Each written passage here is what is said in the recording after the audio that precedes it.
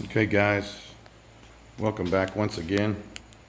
You're here with the Dragon from Dragon Works, and what I'm going to do is I'll do a quick introduction.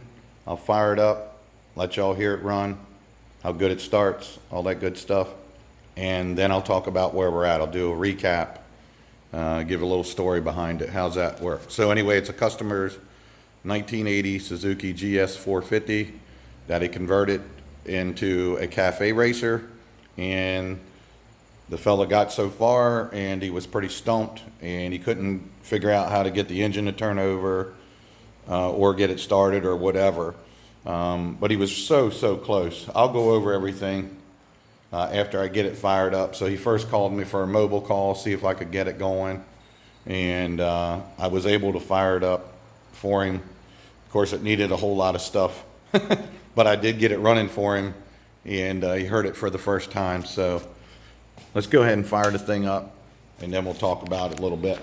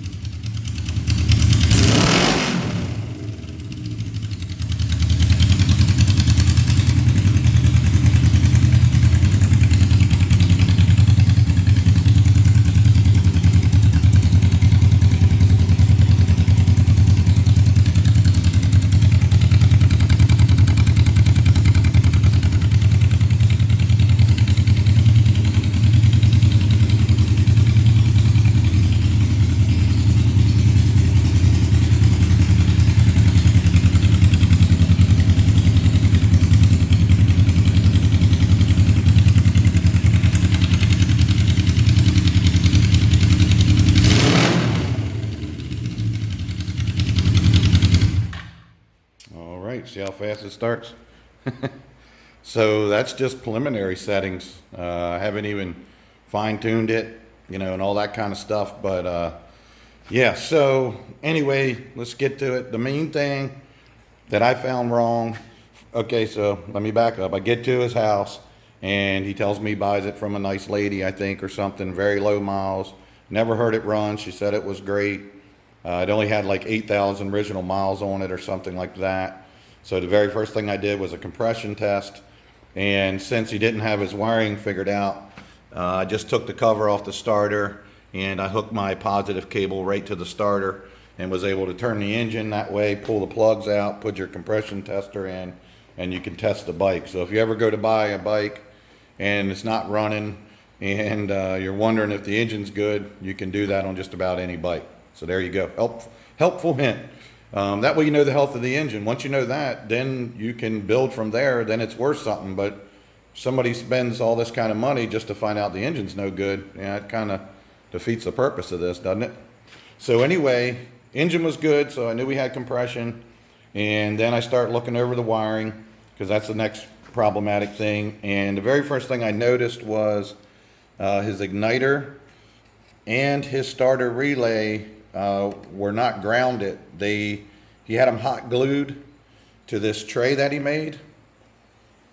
So I scraped all that off, and I just happened to have some small tapping screws in my tool bag, you can see there. So I just screwed them in real quick. Look, you can still see some of the hot glue.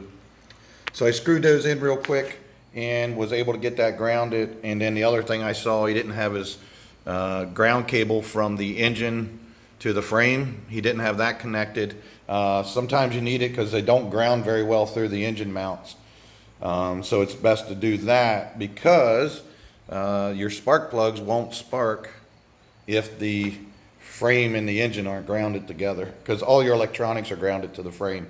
So then I was able to get spark once I did that, and also by grounding, he was so close, by grounding the starter solenoid, then I was able to turn the engine over with the buttons that it has on it here. So he had everything wired right. He just There was some things that the instructions didn't tell him.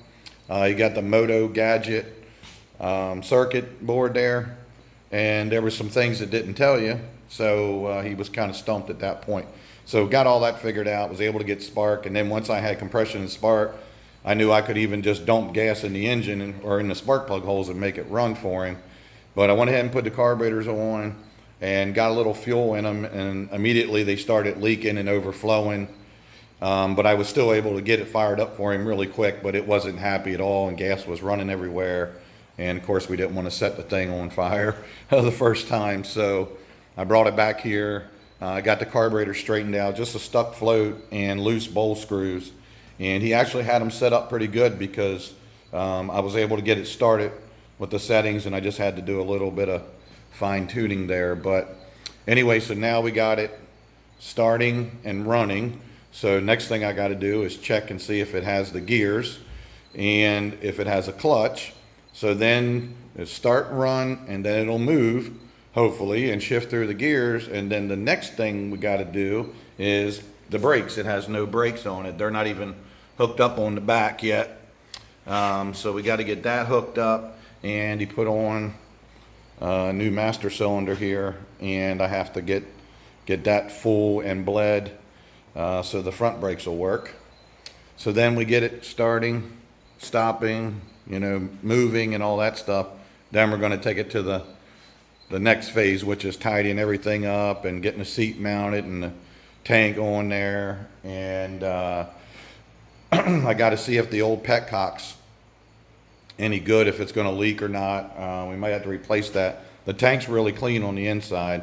Right now, like I've been doing on a lot of videos here, is just I have a hose hooked right to the carburetors, and I fill the bowls right there with the little funnel, and I fill them up. So it's only running on the amount of fuel that's in the bowls there. So we got to get the tank worked out, make sure that the petcock and everything works, and then whatever else he wants to do, you know, if he wants to do some more work to it, I don't know, maybe paint the tank for him or something like that. We'll discuss it. He's going to come up, and he's pretty far away from me. He originally tried calling all the shops in his town, and most of them wouldn't mess with it or wouldn't call him back or whatever. He reached out to me. I'm a little far away from him, and I was able to get him going here. You know, I got it started. You know, I was there a couple hours probably, fiddling around, doing a compression check, getting the wiring figured out, and I'd already started it for him, and he hadn't heard the thing run since he's owned it, so he was really happy. But anyway, he's got to travel up here, check it out, and we'll talk about where we're going to go next. So stay tuned, guys. 1980 Suzuki GS450 Cafe. Dragon says, peace out.